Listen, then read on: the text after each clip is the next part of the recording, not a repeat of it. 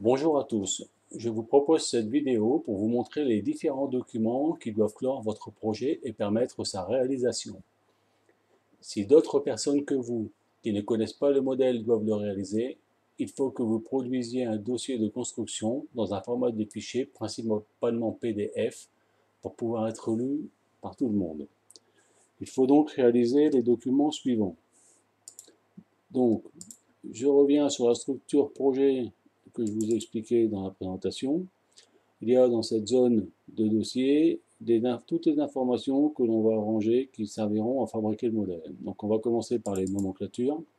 Il faut en priorité réaliser un document que j'appelle liste de nomenclature. Donc pour chaque partie de l'avion, donc que ce soit l'aile nue, ce que j'appelle l'aile nue, c'est l'aile uniquement la partie collée, balsa, contreplaqué, baguette, coffrage, sans c'est l'aile démontée en fin de compte. Les mots pour les pantalons de train, pour les parties stabilisateurs, pour le fuselage, pour le volet de dérive, pour le capot moteur, pour le train, pour la verrière. À chaque fois, pour toutes ces parties, on va retrouver une nomenclature. Hein. À cette nomenclature est associé également un plan d'ensemble de la partie pour pouvoir réaliser cette partie et un PDF 3D qui permet de visualiser sur un lecteur PDF le modèle dans l'espace comme si on était sur un logiciel de CAO. Donc, il faut que vous preniez toutes ces nomenclatures et que vous réalisez toutes les pièces sur ces nomenclatures. Si on regarde les nomenclatures, donc on va sortir la nomenclature du train d'atterrissage.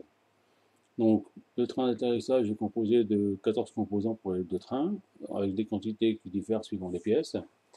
On va avoir le nom de la pièce, le numéro de la pièce qui est indiqué ici, sa désignation, sa matière, et on va savoir quel type de pièce il s'agit. Donc ça peut être des pièces achetées, donc à ce moment-là, il faut acheter la référence qui est ici.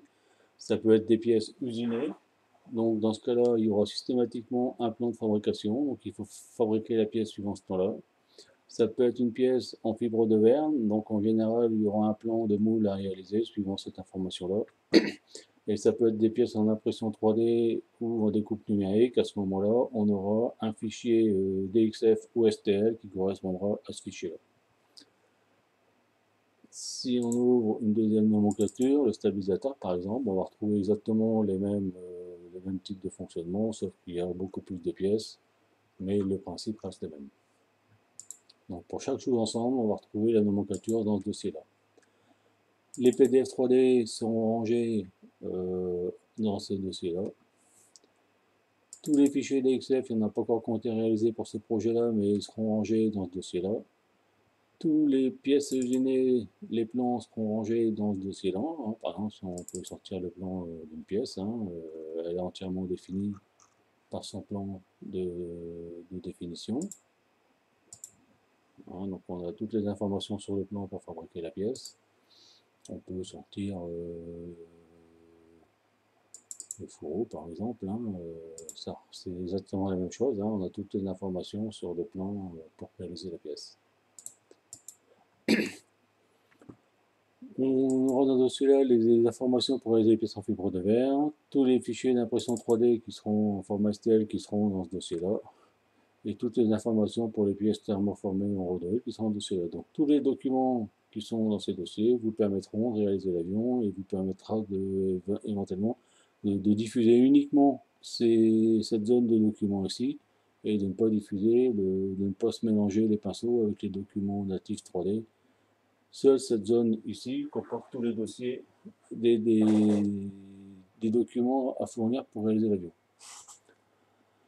Donc, les fichiers natifs, comme je vous ai déjà expliqué, donc les fichiers SolidWorks ne seront pas diffusés.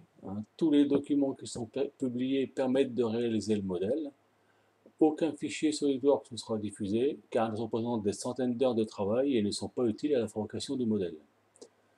Si vous souhaitez remodéliser une partie du modèle, vous pourrez le faire avec les vidéos que vous êtes en train de regarder et les documents qui ont été publiés. Cette vidéo est terminée, j'espère qu'elle aura répondu à vos attentes. Si vous avez des questions, vous pouvez me contacter par mail. J'essaierai d'y répondre dans les meilleurs délais. Éventuellement, je répondrai par une nouvelle vidéo si elle peut intéresser d'autres personnes. Je précise également que si vous me demandez de vous transmettre les fichiers natifs SolidWorks, je ne répondrai même pas à votre demande.